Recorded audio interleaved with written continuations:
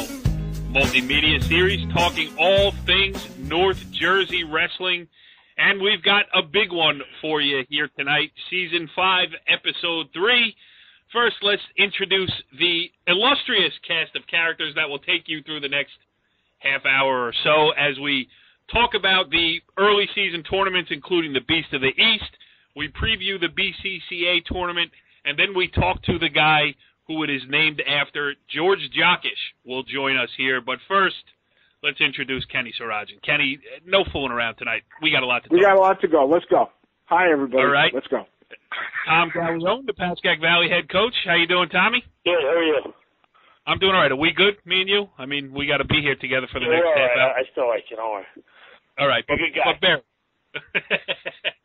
All right. We are also joined by Westwood assistant wrestling coach Mike Attanasio. What's going on, At? Hey, Corey, everything's good. I guess the theme is let's get to talking wrestling, so let's go. That's it. I haven't played any introductions, no Man. sound effects, no nothing. But, you know, I do have to admit that Donnie's introduction is always on my mind. I mean, I want to make it better. We haven't played it at all this year, and it's not updated. I got to be honest. I tried to make the corrections, but it's so hard to top the original. So even if this is not actually factually correct, this is still fun to listen to.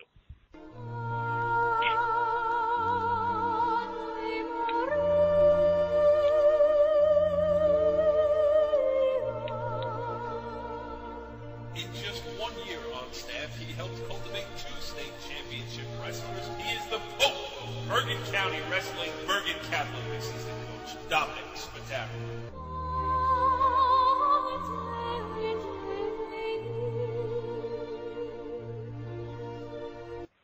Nothing says wrestling like Ave Maria. Donnie, just back from the Beast of the East. What's going on? Greetings from the Vatican, gentlemen.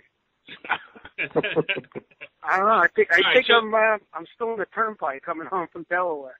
Yeah, I mean, you know, let's jump right into it. Let's talk about the Beast of the East. I mean, just talking before we came on the air here, in addition to being one of the best wrestling tournaments in all of the country here, it's also it's pretty much of a grind, huh? Oh, it's definitely a grind. First day weigh-ins, weight checks at 6 a.m. Weigh-in 6:30. Wrestling starts at 8:30, and then it just grinds till probably close to 10 o'clock at night. And then the next day, they give you about an hour, a little more. Weigh-ins at 7:30 in the morning, and it just grinds to the very end, to the final. You don't really get to see the hotel too much. Well, that's a good thing. And you had, I mean, we'll go into some of the other guys from the local area who do well, but you got to start with Nick Soriano, who won his 3rd in a row here as a junior. And I don't know how many, if any, guys have actually won 4 in a row, but he's got an amazing shot to do it. Yeah, there's been just a handful of guys, from what I've been told, that have 4 Beast titles. Nicky's on the pace possibly next year to do that. He had a really good tournament this weekend. He did not give up any offensive points other than letting his opponents up to take them down again. So he looked really strong, and he just dominated throughout the whole tournament. Yeah, pretty cool. All right, Kenny, what do we got on the agenda for tonight? How do you want to do it? Well, I want to start with the Beast of the East and how well the teams, both public and private, from up here did. And I want to ask Donnie, actually, because he was there, about 2 things specifically. First thing I want to ask him about is his freshman, Carmen Ferrante. And, you know, was that something expected? Or, you know, the kid placed 7th in his first Beast of the East tournament. What was it like for you guys with him? And tell us a little bit about him. We knew Carmen was very good, but again, with a freshman, you don't know how they're going to perform. And in their first competition, in a place like the Beast of the East, in an event like that. So, I mean, he really stepped up, made it to the quarterfinals, went 3-0 before losing to one of the top seeds. I think, if I'm not mistaken, just so many matches happened that day. I think he possibly knocked off the 4th seed and wrestled back to 7th. I mean, it was amazing to watch. He really poised, confident, kept his cool, and mature beyond his years for a freshman. Okay, then and of course that weight class was won by Trapia, and I hope I'm saying his name right, of St. Joe's, and obviously him at 106 is a beast anyway. And then the other one I want to ask you about first is, it looks like we have a nice head-to-head for the rest of the year with, we used to see Beer Dumpful and Suriano. Now it looks like we're going to have Beer Dumpful and Angelina for the rest of the year as head-to-head, because as I looked at the weight classes within their own teams, there's a lot of places for them to move. So that was a 1-0 match won by Beer Dumpful. What do you see in that match? It was interesting. It was, like you said, it was basically a chess match. 0-0 first period. It was Kyle Beer Dumpful's choice. Second, he chose down. He escaped. Again, no one was able to get a takedown again. And then, we had a decision. Do we go on our feet or do we go down 1-0? And Lau Angelina really said before the match that he wanted to go down. So, you really, it's 1-0 you have to go down. If you want to be a really good wrestler, you got to get out of the bottom. So, Kyle was smart and just rode him tight. Rode him for 2 minutes for the win. Let me ask you a quick question, Donnie. I don't want to waste too much time on it, but it raises an interesting question. We always talk about the store calls here. We talk about North Jersey versus South Jersey when we get to the States. What's it like when you get to a Beast of the East? Are they? I saw very, very few store calls. They had to be very blatant. A lot of kids riding hip to hip and parallel, and no store call whatsoever. And there were a lot of Pennsylvania refs there, Delaware refs. I saw one New Jersey ref there, but mostly you could just grab a wrist, tight waist, and ride that into the sunset. All right, so we have 3 guys from North Jersey. We got Trapia, we got Suriano, we got McFadden winning it. We got some really interesting placements. We got Callie taking 4th. We got your kid Mulligan taking 4th. We got Savitovsky taking 5th, a couple others. And the Paramus kids. Give us a quick update on how nicely the Paramus kids did. Because I want to hear a parochial guy talk about public school. Yeah. Wait, hold on. Let's just make sure here. Everything quiet in the room. Go ahead. No, I thought first of all, I give them a lot of credit, like I said, to put that on their schedule, put that event on their schedule and head down there. I thought they performed very well. I mean, I'm sure Coach Klaus expected his kids to place a couple of them, but I thought overall they wrestled. They had a good tournament. All right. Looking at some other tournaments, Mike, why don't you tell us about... One more thing. You were mentioning a freshman. Donnie, hold on. Did you know that... Kenny's in his boxer. Okay. Go ahead, Donnie. Yeah. Speaking about another freshman, and we always talk about you get into wrestlebacks. We had Shane Griffin on our team, 132.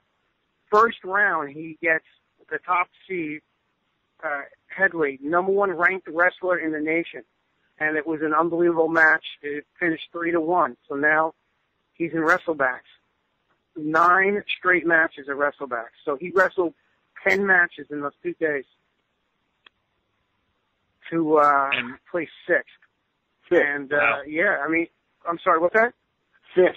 No, I was just gonna say that's crazy. Yeah, that's a lot of work. Yeah, I mean, he was he was exhausted by the time it was over. I mean, but it was unbelievable to watch this. Him just go match after match, one at a time, just picking away kids to get on that podium after taking that first round loss. All right, well, let's introduce the other 2 members of our panel. Pascack Valley head coach Tom Gallione. What's going on, Tommy? Not much. How you doing?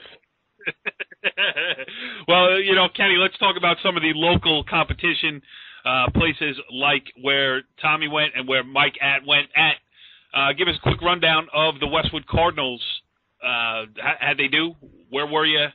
And, what was the competition like for you guys?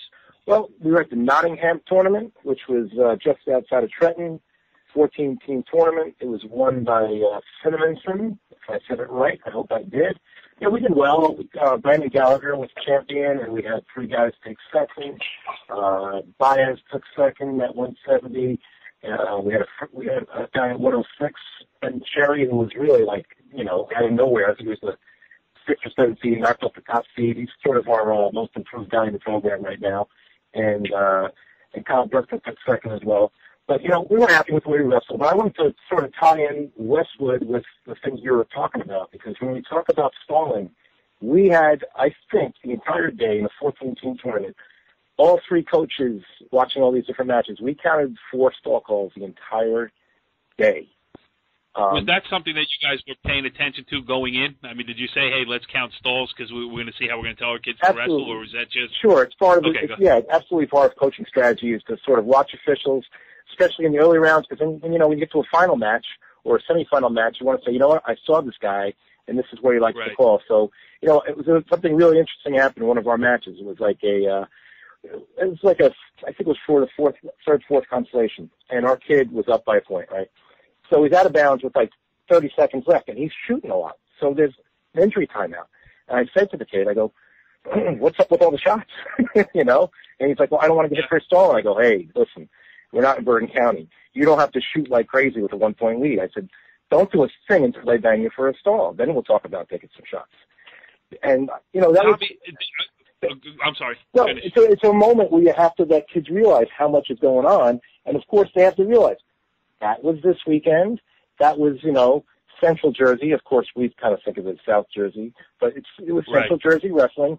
They do things different, but be ready. Because as soon as you come back home, next weekend you're going to be at the county tournament, and the stalls are going to fly. That's the way it's got to be. So I think it's something that, as a coach, you have to be thinking about. You don't want to get the kids too wrapped up in it, but a really smart wrestler should know that different guys call a match completely different from different parts of the state. But Mike, it's also a point that you made in your coaching that it's 30 seconds left. You don't even have a warning. So you're telling the kid, don't worry, when we get the warning, then we'll start shooting again. Absolutely. We're saying, why are you engaging with this kid? Why are you giving him so many opportunities to be so close to you? And, when you take a shot, you don't take a great shot, all of a sudden he's coming back with his reshot. You're not in great position. Stay in your stance. Don't back up. Stay in your stance. Wait. He's got to shoot. Take the sprawl and get ready to wrestle. But don't put yourself in a position where, you earned your lead. I'm not saying run away. Let the match come to you. Put the pressure where it belongs. The guy is losing. Let him come after you. All right, Kenny, I would ask Tom a question at this point, but I feel like I have to treat him with kid gloves. Ask him the question. He's on a razor's edge over there, so you do it. You ask him. I'm afraid. Tom, are you pleased with your team's growth this weekend, and what was it like where you were? Thank you, Kenny. What's wrong, Corey? Why are you afraid? Because you're taking shots out on the phone? No, you make me a little nervous, Tom. I'm a little jumpy. I'm fine. You know what? Like I said, we have a young. We're going to have 5 to 6 freshmen on our lineup this year. I didn't bring all of them with us. And, we had one kid, Nick Timpanero, take third. And then we had 2 other freshmen, none of the freshmen, 106-pounder coming fourth. And then our freshman 170-pounder coming fourth. He won a few really nice matches. I mean, he ran into the kid Kilroy from Wayne Hills early on.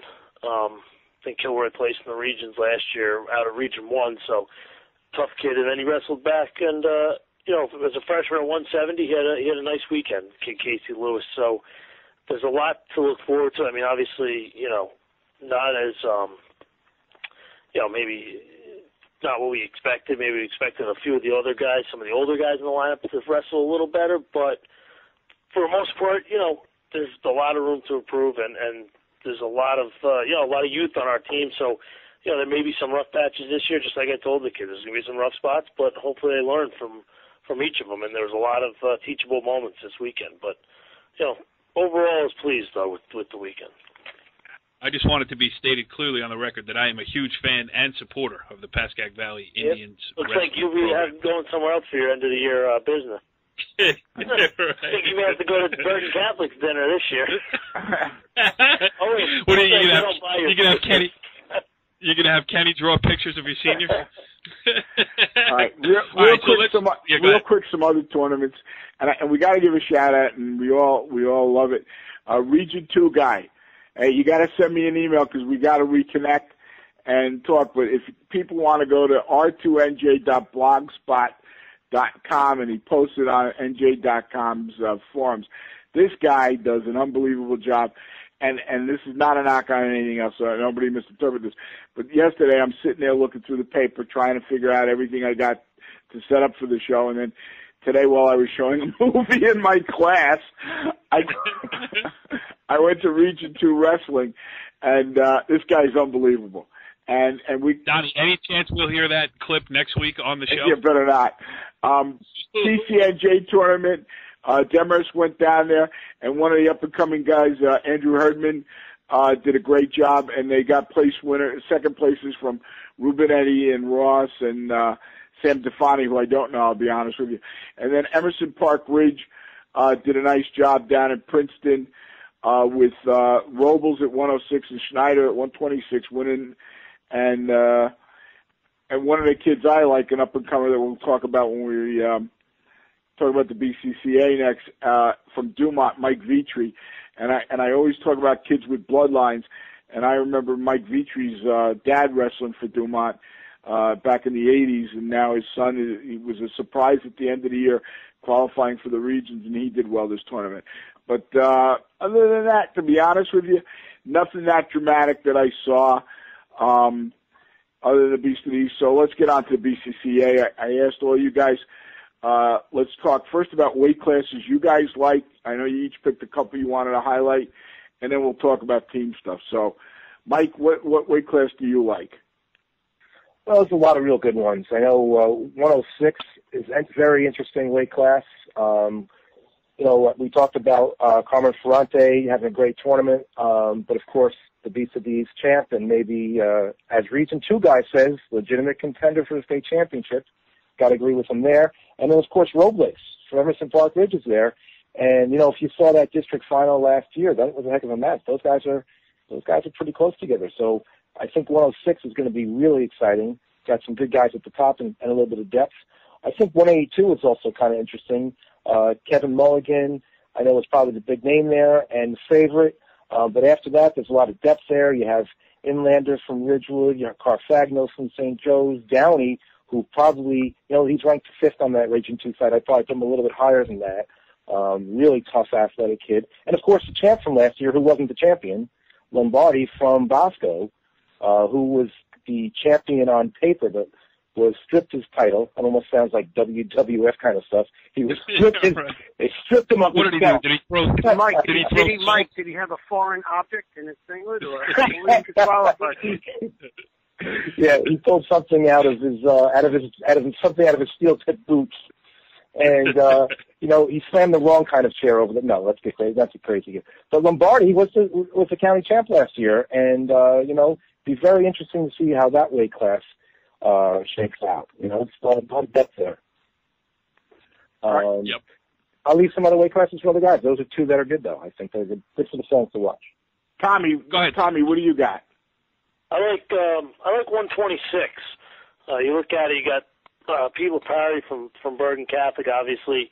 I think he placed 5th or 6th last year down at the States, so he's there. You also have Brian Freeman from Paramus, Shea from Don Bosco, and then you throw in some other kids that see, Kenny Vitri, the kid Vitri's in there. You have, so who knows how he'll do on the big stage. You have Salvatore from Lodi, who's been around now for 3 years. You always see his name, in the region tournament and in the BCCA. He's a tough kid. So I think there's a lot of depth and pretty much a lot of talent at 26. I mean, I saw this kid. We scrimmaged with him last week. I saw him this week. This kid Wilfredo Gill from Ramapo. He's he could sneak up on some people. He's a tough wrestler. So I think there's a lot of talent at 126. Yeah, Brian Gibbs doing a good job at Ramapo. I mean, it was a numbers game there for a while, and he's a former Ramapo wrestler, a lot of pride in the program, and he's starting to bring it back. I mean, I've been up there doing a little shooting. As I mentioned, I was shooting some fencing pictures at Ramapo High School earlier this afternoon. And you see the wrestling team, growing in numbers as we go along here. So yeah, it was that was a good shout. Let me interject. the commercial by Corey for his photographic business. All of a sudden, Ramapo's the best team in the world because he shoots their freaking fencing team, their wrestling team. Hey, people at Ramapo, and he had a Ramapo kid on the basketball show the other day. Very good. I'm very impressed. Everybody call Corey, let him shoot your team, and then you get shout-outs. All right, let's get back to wrestling. With you, and I apologize because I'm being stupid. Donnie. All right. Donnie, what do you like? What do you like? Donnie, do you need pictures of? I like every weight class. All right, come on. What you guys are going to try to win all 14? You know what's going to be interesting? At 285, you have Zach Chaconis from Don Bosco. He's going for his fourth BCCA, which is rare. The thing is, he did sit out at the Beast of the East this weekend. Supposedly he had a somewhat of a back problem, so it's going to be interesting if he shows up this weekend, which I'm sure he's going to try to wrestle for his fourth title. Mm-hmm. Hey, you know what? You know what we forget here, guys, sometimes is, and I'm guilty of it too, is we forget how many good guys there are from Region 4 because, you know, we are definitely a Region 2 sort of show here. But, you know, when you add in, I think the best guy from Region 4 is probably Flores from Beckton. And when you throw him in for 160, that's a weight class we should talk about, too. We have Grello, Mullen, that's right there. That's two heavy hitters. And this guy, the Filipino from St. Joe's, who was a transfer, he took seventh at the Beast. And then he came up from Westfield, Mike. Yeah, and then you throw in Flores into that thing. You're like, that's some good wrestling there, guys. That's 160 is definitely a weight class we got to think about. Is Flores going to go? And also from Region 4, you have Jeff Velez, who transferred from Greeley High School over to Queen of Peace, who from time to time is ranked in the nation anywhere from 195 to 220. Hey, Mikey. Actually, if you look at Region 2 guy, and we're promoting him because he really does a great job. And Region 4 guy, please email Kenny as well. He's got no, seriously, and I really love this kid, and we're going to interview him next weekend. We'll talk to his coach Mike when we get to the tournament. I love this kid Flores. He's a football player and he's a wrestler. And this kid, he was athlete of the week as a football player, and he's a guy who's doing two sports at a quality level. So I want to give him a shout out from Beckton. But Region 2 guy has him going at 70, and that's probably a very good move for him. Because you get him, now I know Mike's got his guy Baez there, but if you put him at 70, that might be an easier road to hoe for him. Because if you go back to 60 where Mike was at, or Donnie, you got Grello, you got Mullen, you got Filipino, and we got, talk about bloodline. Whoa. What weight did you mention those kids were going, Mullen and Grello on them? 60. Yeah, no, Grello will be at 70. There you go. Wow. All right. So everybody will be moving around now. And then you got, talk about bloodlines, you got Nick Mazzio. But again, maybe Grello will be at 60.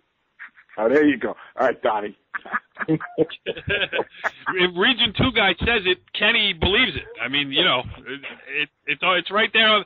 And everybody knows you can believe everything you read on the Internet. Why would you even question it? Gee. Okay, you know what? Hey, Tommy, tomorrow we'll take care. We'll see. Make sure he finds new people for the show. Listen, all you public schools. How's that one end? Tommy, you got another weight class you want to talk about? Because I got one after you. And then we'll get to George Jockish. All right. Come on, Tommy, what do you got? Let me see what else. I'm really interested in 26. I mean, so Tommy and I. You didn't talk about 120 yet, did you, Kenny? No, go ahead.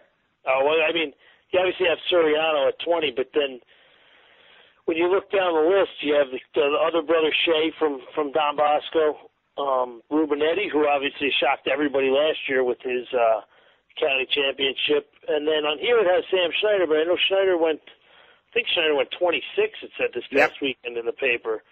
So it's interesting to see where he'll be at, whether he'll be up at 26, which even makes that, even deeper of a weight class. We're down here at 20 with, the likes of Suriano and Shea. But another pretty deep weight class. I mean, you've gone through about 5 or 6 of them that have, Guys, and we haven't even talked about 45.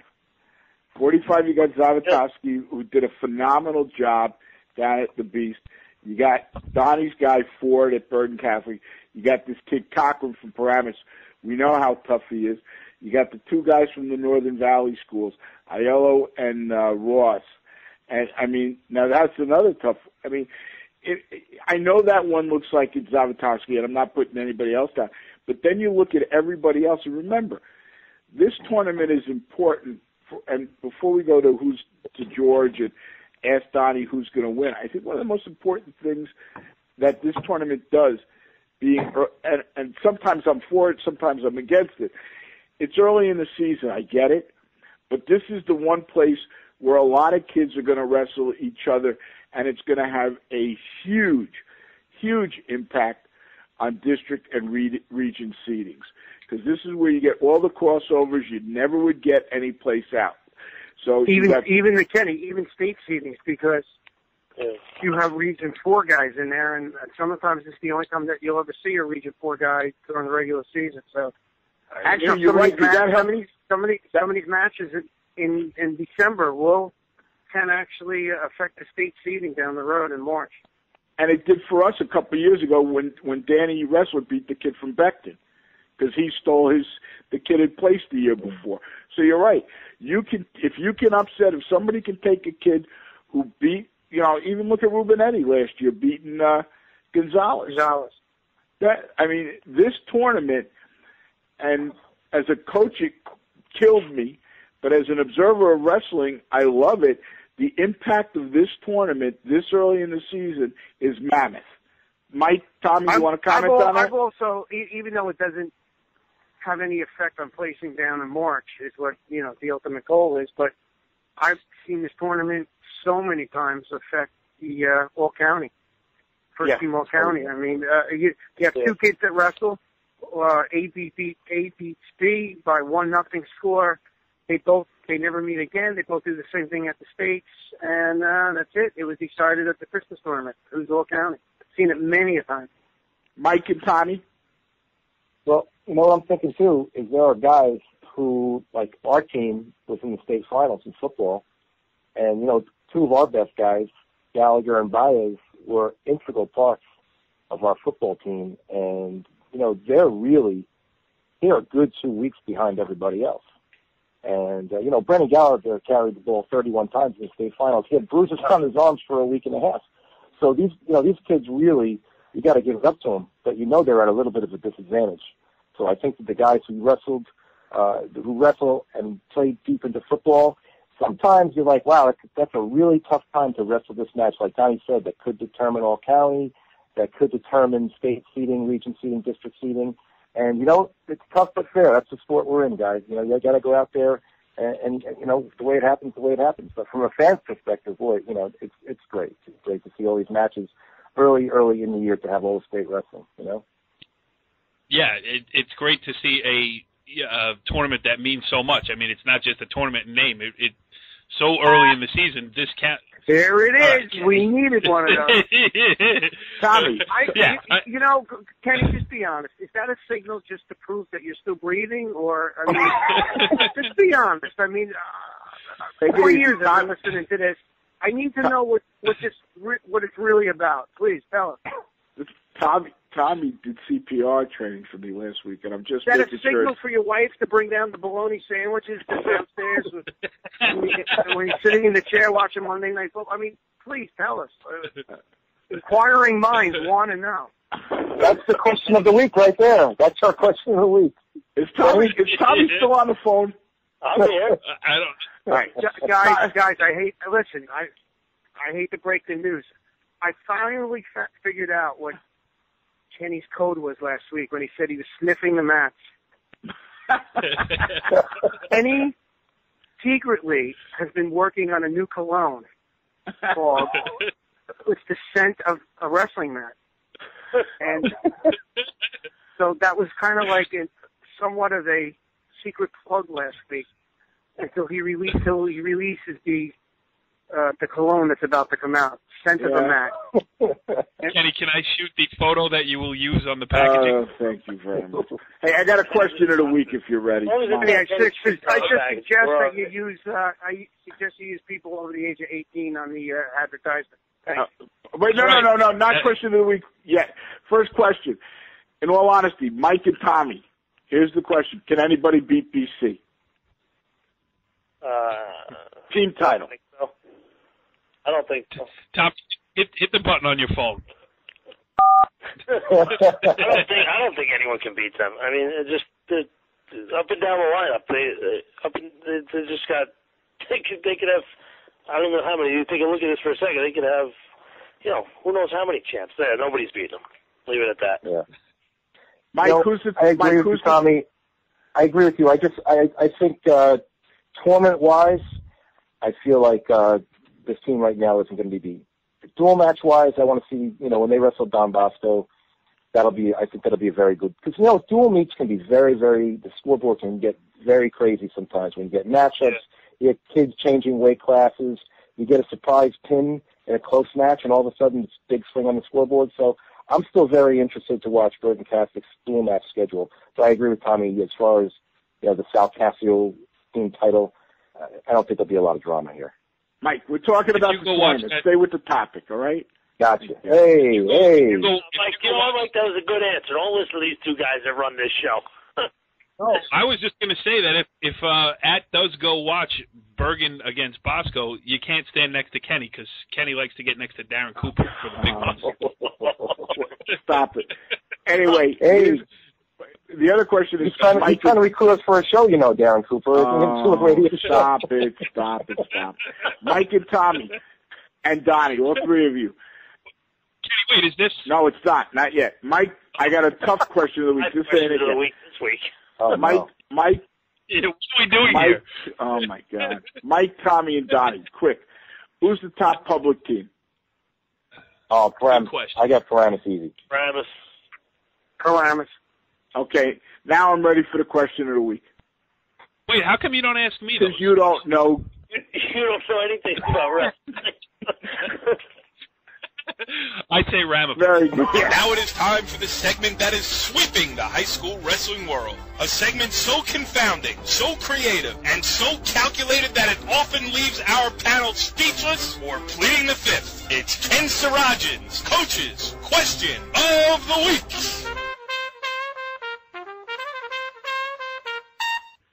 Okay. Hit it, Kenny. We've talked about the importance of this tournament, and that was a great discussion. Here's the question for you guys as coaches. I got a great kid. He's very good. He's done well in this tournament, but he's a little banged up. Do I hold him out, or do I let him go? Define banged up. Yeah, I mean He's got some injuries. He may not be wrestling. He's wrestling in a competitive weight class. He's a guy you think is going to go to the States, and he's in a tough weight class. He's placed before. Do you risk it? And he's got injuries that if it's 2 weeks from now, he could wrestle. But, and he probably can get through, but you don't want to tweak it or you don't want to risk maybe a loss in a key spot. All right. I'm going to go with this. Yeah. It depends. Of course, it depends on the injury, like Donnie said, but look at what he has to gain and look at what he has to lose. If he's the top seed and he's got all the criteria and he's banged up and it's really like I really don't know, I'm probably sitting him. But if he's a guy who's like going to be the third seed and I think he can wrestle with the two and maybe surprise the one, then you're more apt to sort of, roll a dice and let him go out there and go. What do you guys think? Yeah, kind of. I don't really. Yeah, go ahead, Tommy. We had actually Kenny and I. We had this a few times with some of our guys. We were coaching. I think we held Damian Merberg out once from the county tournament because of a bad shoulder, and kind of it was almost like what Mike said. He wasn't the top seed, but he was in the middle. He had beaten a few guys. He already had some criteria head to head over a few guys, and we felt it wasn't worth the risk this early in the season. If he got knocked off by one of those guys, so we held him out. But I kind of agree with what Mike said. If you have all the criteria and stuff like that, and it's it can only hurt you. I think it's probably a little bit easier of a decision to say, hey, let's sit you out since it's so early, and then focus on the rest of the year. Well, before Donnie goes, it's not only the criteria. Let's look at the example of a bad shoulder. You got a kid who's going to go 6 matches against top competition. You may injure it more, and that's a factor. Go ahead, Donnie. What do you got? Listen, I don't really. To me, it doesn't matter how good the weight class is. I mean, even if you have a kid that could pin his way through, if he's injured, he's injured. You sit him. It doesn't really matter in December, to me. It matters down the road, obviously, for dual meets and that he's healthy at the end of the year for district, regions, and states. So you definitely sit him. If he's banged up, he's not healthy, you're going to sit him. Why tweak it even more? It can be one of those nagging injuries that you're going to just aggravate it even more, and it's not worth it. Yep. But then you get the extenuating circumstances like Jockish, who obviously would like to go out as a 4-time champion. The rest will probably do him some good, but, it's a once-in-a-lifetime opportunity to win 4 straight BCCA titles. There you go. Correct? Let's give Corey credit. He finally figured out why I asked the freaking question. Kenny, I could cut through the clutter. How about that? Kenny, you guys remember, you got to always remember, it's about the big picture. Yep. It's about winning. And for me, let's be honest. Like we always talk about, this is the first part of the season, 1/3, and this will be forgotten about in 2 weeks, 3 weeks. What really happened down the road until the dual meets start and then the districts come along. So again, it's about the big picture. It's about keeping your key guys or any of your wrestlers healthy to make it through the season. All right, Kenny, well done on the question of the week. And if we're going to talk BCCA tournament, as we have been for the last few minutes here, I think you got to do it with the guy that the tournament is named after. So let's welcome in our guest on this edition of the Wrestling Show. He is the aptly named George Jockish. All right, so if we're going to talk about the George Jockish BCCA Holiday Tournament, a.k.a. the Bergen County Tournament, I think a good place to take the conversation is with George Jockish. Now, for me, this is a weird thing because since just about as long as I've been covering the tournament, it's been named the George Jockish Holiday Tournament, and on the line with us right now, and the first time I've gotten to really converse with him, is George Jockish. So, George, thanks for joining us here on the Wrestling Show. Well, thank you very much for having me. Yeah, this is weird because I didn't realize that you were a flesh and blood person. I always just knew the name of the tournament. So I know you're retired, living down in Virginia, joining us here today. This time of year comes around. What are you thinking? I mean, I'm sure it's got to stir up a whole bunch of memories. Oh, well, I never stopped in being interested in wrestling. I follow everything. I'm still a North Bergen Bruin. I'm still a Paramus Spartan. I follow everything. That's why I appreciate your show so much. And, of course, the Internet now, everything's out there, so you can really stay in touch. And Did you notice how the Pascack Valley Junior Varsity Wrestling team did at the opening weekend? Probably. Want to enlighten them, Tommy? Yeah, funny. Cover basketball. Continue, George. I apologize. Oh, that's fine. And my eldest son, George, lives near me here in Virginia, and he's a very active wrestling official, which makes me very proud because I used to officiate too. And he's got me involved in scorekeeping at some of the regional tournaments and that, so I see some Virginia wrestling too once in a while. So I'm still very interested and active and involved. How is Virginia wrestling compared to New Jersey wrestling? Overall, not as strong. There's obviously a few strong teams that are everywhere. There's a little town in Western Virginia called Christiansburg that's always among the nationally ranked, and a couple of teams up in the D.C. Fairfax area that are good, and a couple of teams down by what everyone refers to here as the beach, the Hampton Bay area, with some good teams. And again, a non-public St. Christopher school has a #1 ranked kid in the country at 6 or 13 or something. But I see he only finished 6th in the Beast. So Oh, he would never make the He'd never make the Bergen Catholic starting line. No. So, and Christiansburg, that's down there by Blacksburg, right? By Right, Virginia exactly. Tech University. Beautiful part of the country. All right, Kenny. So, George Jockish, a name synonymous with Bergen County wrestling history. Why don't you give us a little of it, too? Well, go back to George. George was a protege, I would say, if I remember correctly, of Bill Powley. And you go back to the founding of the tournament and the guys like Charlie Gunner and Jack Began and all those guys who helped start this thing. And then Powley took it over and was running it. And the explosion really came in the years that George led it. And, George, what do you think? I mean, we went, if I'm wrong, you'll correct me. But, when I wrestled it in 1968, 69, 70, we were only 16 teams. And then all of a sudden, when Bucky started bringing the Hills team and Stan started bringing Emerson, you guys jumped to 32. And what do you think led to the big explosion in the early 80s of it? Well, you're right. I started in 69 when I was coaching in North Bergen. That's when I went to my first BCCA tournament. And then after I got done coaching there, I was looking to get more involved in something. I was doing some officiating. And I went to Sal Casio, and I asked him if there was any opportunity to do anything at the tournament. And that was the year 75 that we increased from 16 to 32. And sure, George, we got something you can do. You can take over the tournament. We'll name it for you. Go ahead. And that's the year they went to 4 sites, so they needed people to run each site. And so my first encounter was like running an 18 tournament. And fortunately, I'd done some of that when I was coaching. I ran JV and freshman tournaments in North Bergen, so I had some idea of what I'm doing. So I sort of fit into that pretty well. And then, from there on, the rest, as they say, is history. From 75 to 85, I was an assistant. And then in 85, as Kenny said, my dear old friend Bill, who I guess I was a protege, that's a good word, wanted me to take over when he retired, and I did. And, of course, Bill didn't tell me everything I was going to get to do, but that was another story. Because South Casio, who did a lot, also decided that'd be a good time to retire.